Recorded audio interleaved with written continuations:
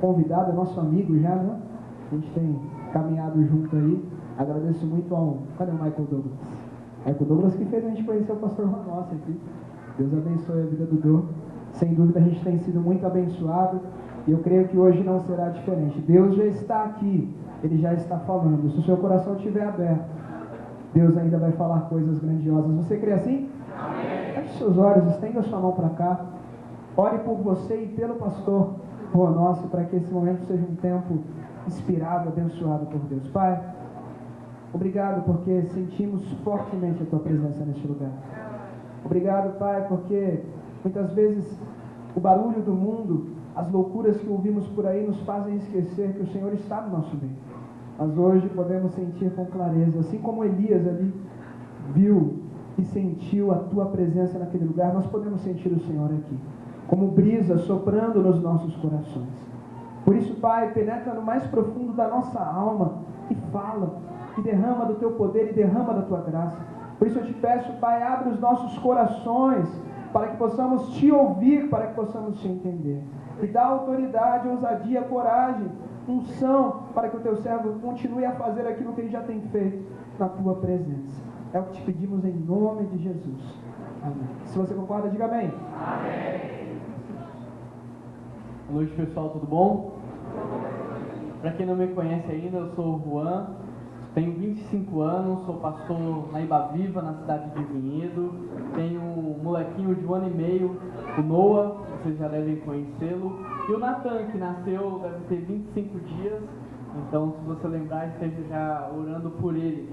Jair, parabéns pela música, tema do congresso, muito legal, muito linda. E Thiago, essa semana eu estava com o Mizrahi e com o Magnani em Uberlândia, quarta-feira. E a gente estava conversando de você e eu disse que eu nunca tive o privilégio de te ver pessoalmente. E de fato, cara, é uma delícia te ouvir, dá vontade de continuar ouvindo. Deus fala muito ao nosso coração e que Ele te use cada vez mais, amém? Pessoal, quero te convidar a abrir aí a sua Bíblia no livro de Êxodo, no capítulo 4. E nós vamos ler do verso 2 ao verso 3.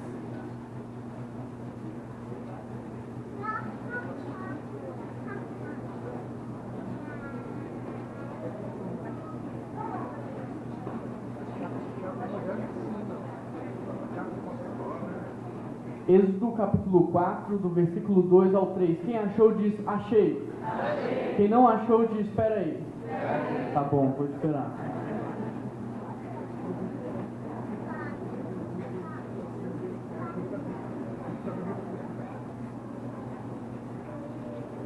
Achei ou peraí? Achei. Vamos ler juntos, diz assim. Então o Senhor lhe perguntou, que é isso em sua mão? Uma vara, respondeu ele. Disse o Senhor, jogue-a no chão. Então o Senhor lhe perguntou, o que é isso em sua mão? Uma vara, respondeu ele.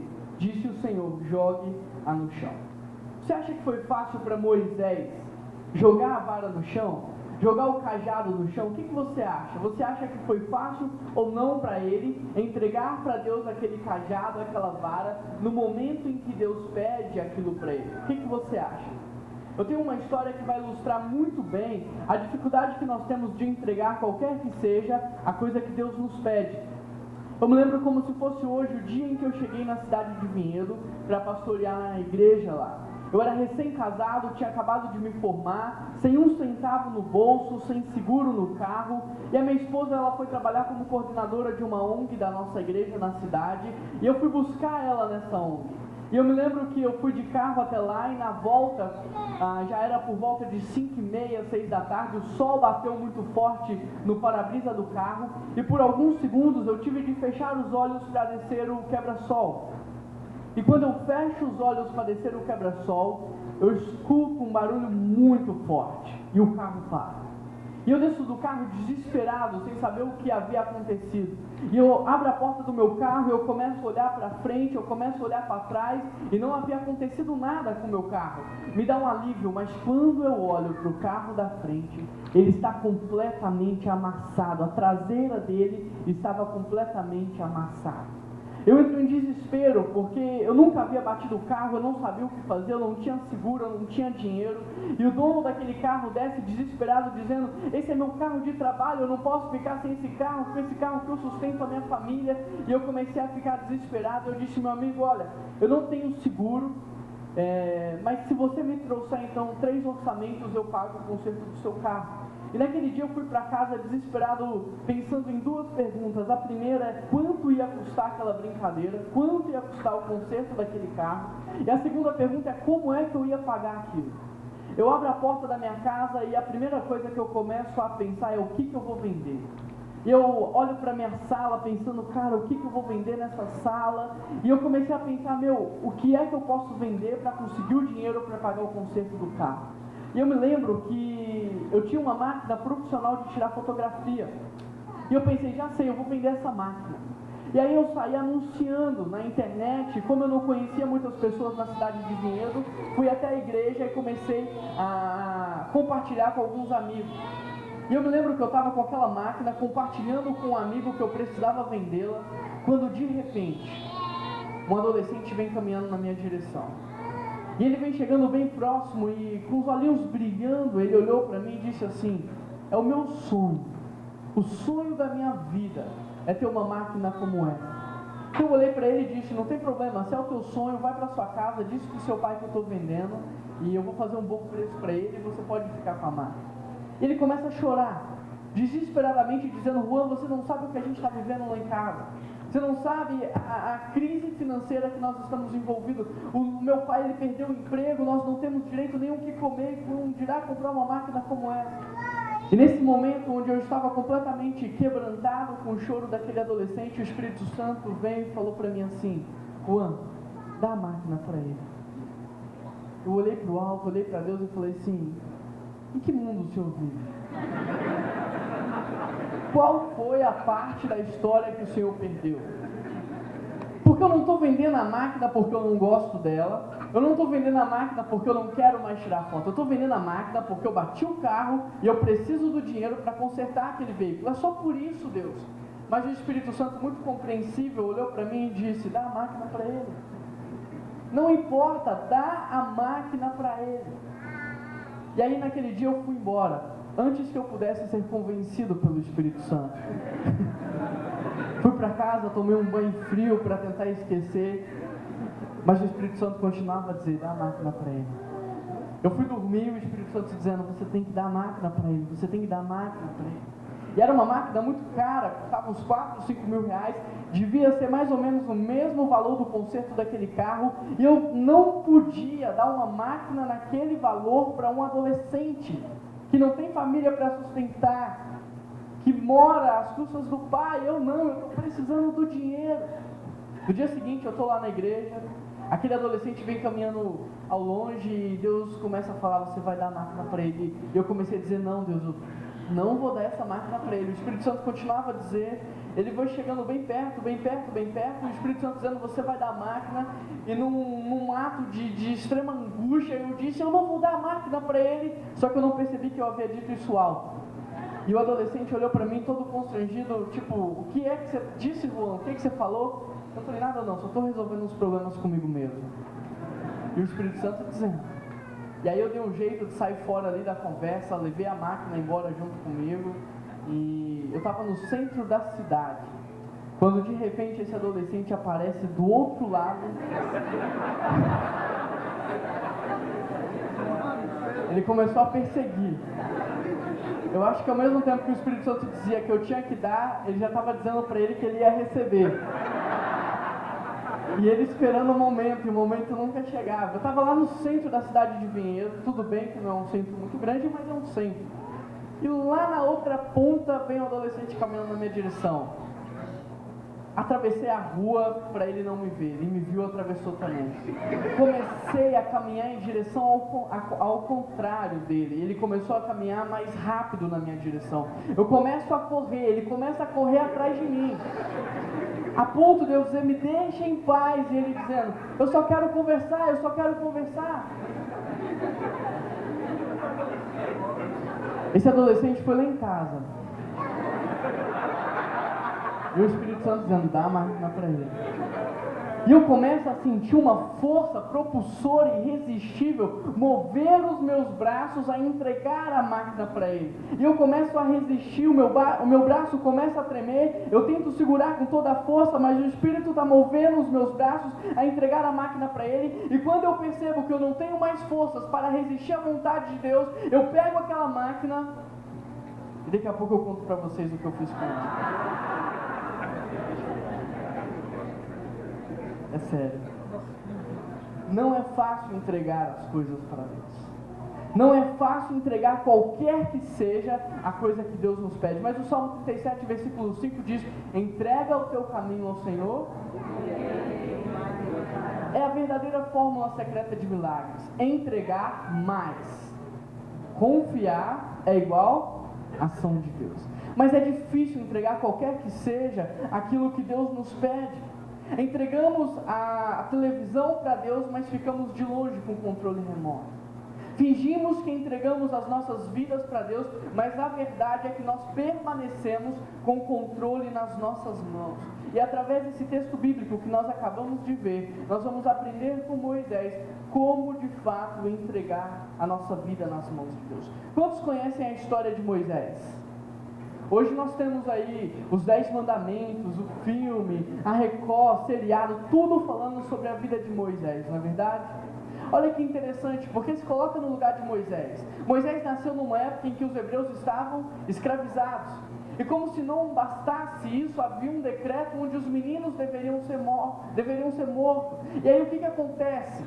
A mãe dele, tentando preservar a vida dele, o coloca num cesto no rio Nilo.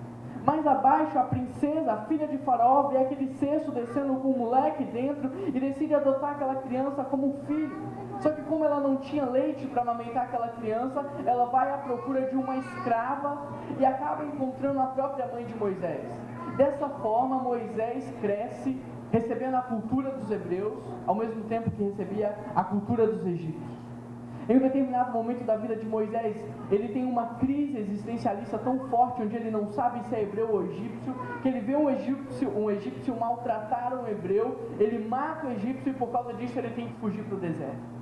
E no deserto ele encontra um sacerdote midianita chamado Jetro. E com Jetro, Moisés ele vai aprender a pastorear ovelhas. Com Jetro, Moisés aprende as rotas de fuga no meio do deserto. Com Jetro, Moisés aprende a encontrar água. E aí depois que Moisés termina o treinamento dele, Deus aparece para Moisés e diz: eu tenho visto a opressão do meu povo e escutado o seu clamor.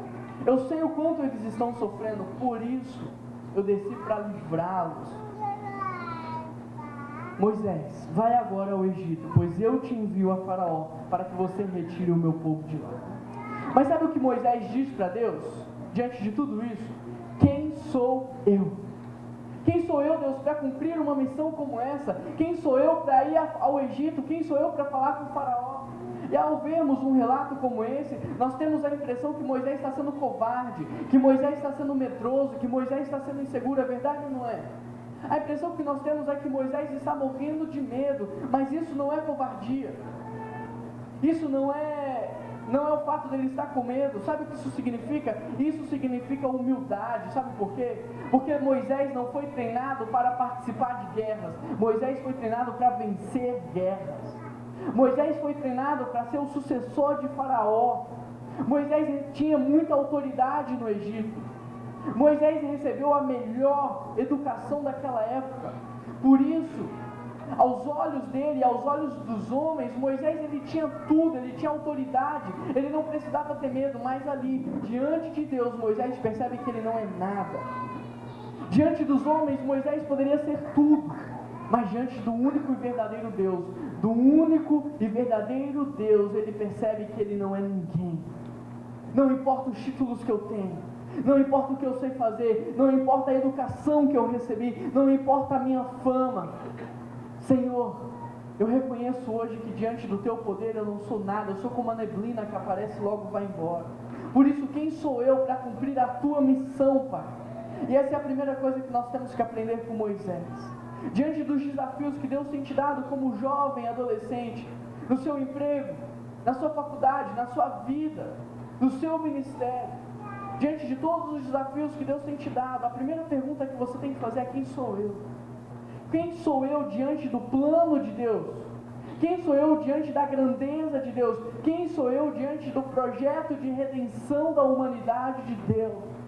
Porque às vezes tendemos a pensar que nós somos bons demais, que nós somos o cara, a mina, que nós temos os melhores dons, os melhores talentos, a melhor voz, a melhor pregação. Diante de Deus nós temos que reconhecer a nossa limitação, quem somos de verdade e quem Ele de fato é.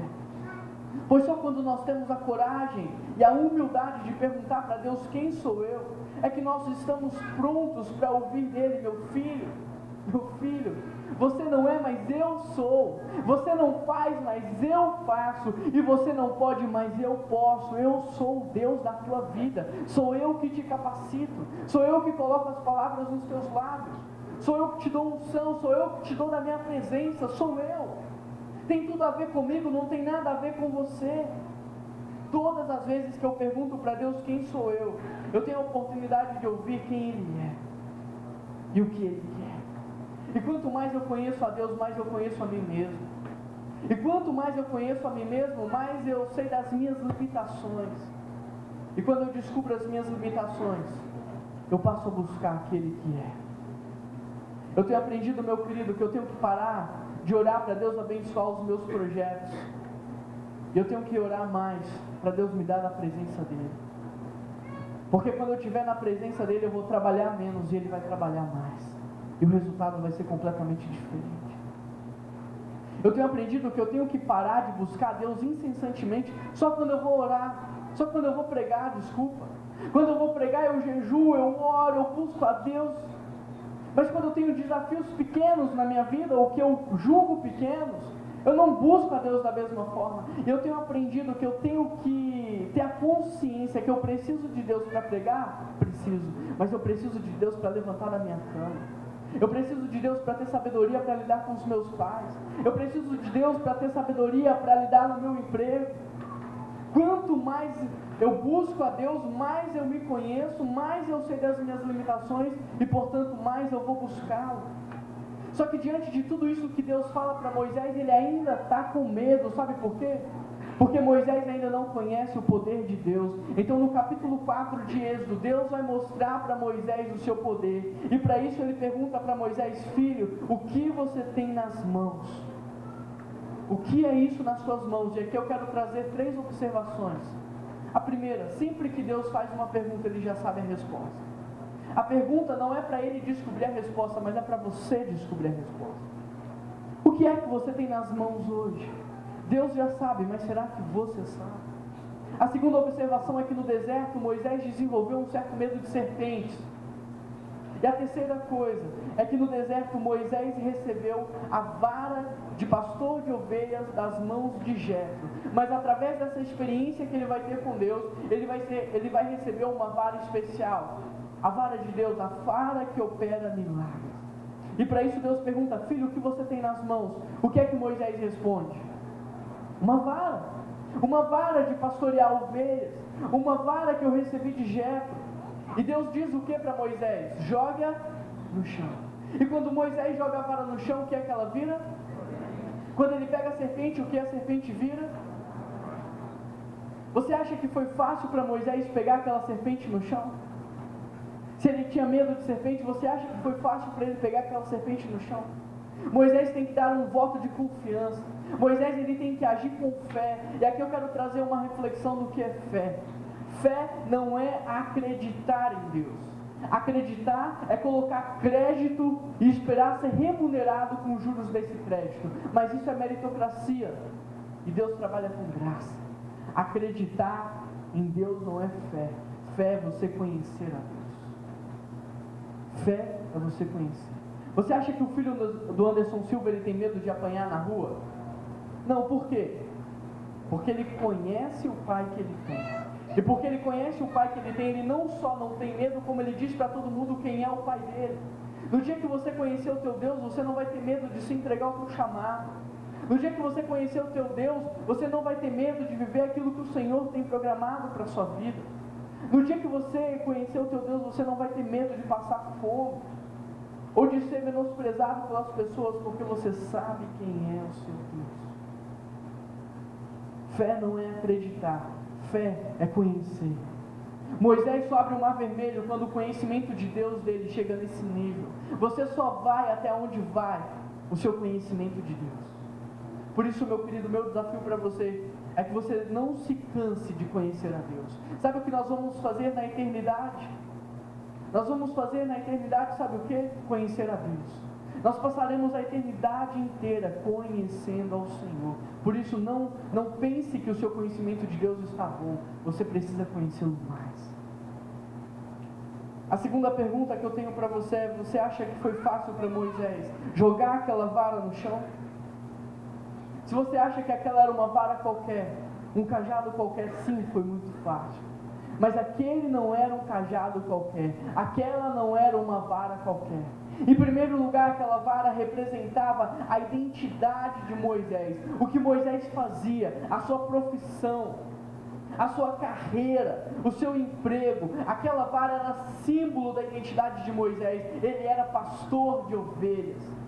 Em segundo lugar, aquela vara representava a sua renda, porque naquele tempo não havia cartão de crédito, conta bancária, American Express, cheque, não havia nada disso. Tudo que um pastor tinha estava relacionado às suas ovelhas. Tudo que um pastor tinha era produzido pelas suas próprias ovelhas. Em terceiro lugar, aquela vara era símbolo da sua influência. O que você faz com uma vara de pastor? Você move as ovelhas de um lugar para o outro. Você coloca as ovelhas em movimento. Isso é influência, isso é liderança. Então Moisés tem nas mãos não um pedaço de pau, não uma vara qualquer, mas ele tem nas mãos a sua identidade, a sua renda e a sua influência. A sua identidade, o seu meio de subsistência e a sua influência. E o que Deus está dizendo para Moisés é: filho, joga isso no chão, me entrega isso, coloca isso diante do meu altar, renuncia a isso agora, a sua identidade, a sua renda, a sua influência. O que Deus está dizendo é: filho, me entregue tudo que você pensa que é, a fama que você construiu, a identidade que você tem construído dia após dia da sua vida e do seu nome. Me entrega tudo isso, me entrega a sua renda, seja ela uma mesada ou o teu salário, ou uma participação nos lucros. Coloca isso diante de mim, coloca diante de mim a sua influência no mundo hoje, a sua liderança. Me entrega, renuncia, porque se você fizer isso, eu farei coisas que você jamais imaginou ser possível. E se você conhece a história de Moisés, você sabe o que Deus fez através da vida deste homem. Se você conhece a história de Moisés, você sabe o que Deus fez através dessa vara. A vara que em Êxodo 4 Moisés entrega para Deus. A vara que em Êxodo 4 Moisés coloca diante de Deus. E aqui eu quero fazer uma pausa para terminar a minha história. Onde é que eu estava? Na minha casa. E os meus braços tremiam, porque eu sentia uma força propulsora irresistível levar os meus braços a entregar a máquina para aquele adolescente. E eu começava a dizer para Deus: Deus, eu não posso dar essa máquina para ele, porque ela representa a minha renda hoje, o dinheiro que eu preciso para pagar o veículo que eu quebrei, o veículo que eu bati. Eu não posso dar essa máquina, porque hoje ela é o que sustenta a minha família diante de uma crise. E o Espírito Santo não dizia mais nada a não ser: entrega a máquina para ele. E quando eu já não sabia mais o que fazer, eu peguei aquela máquina. Eu peguei aquela máquina. Eu vou contar, tô brincando. Joguei nos braços dele e comecei a gritar: corre, corre, corre, corre. E ele começou a correr com a máquina. E enquanto ele corria, eu pensei: eu vou atrás dele. Mas aí o Espírito Santo já tinha colocado paz no meu coração. Naquele dia eu me lembro que era culto de oração lá na igreja. E eu fui para o culto de oração. Minha primeira semana naquela igreja, naquela cidade. E eu estou no corredor da igreja. Lá na frente, lá na outra ponta, aparece um japonês. Ele está passando pelo corredor, mas quando ele me vê, ele para. E ele começa a me encarar. E eu que estava andando também parei. Opa! Dei uns passos para trás e comecei a pensar, o que está acontecendo aqui? E aquele japonês começou a correr na minha direção. E eu confesso para você que eu fiquei com tanto medo que eu fiquei paralisado, sem saber o que estava acontecendo, o que ele ia fazer. E quando ele está bem pertinho, ele tira o envelope do meio do bolso, ele enfia no meio dos meus braços, com tanta força que se aquele envelope tivesse novo, tinha me cortado.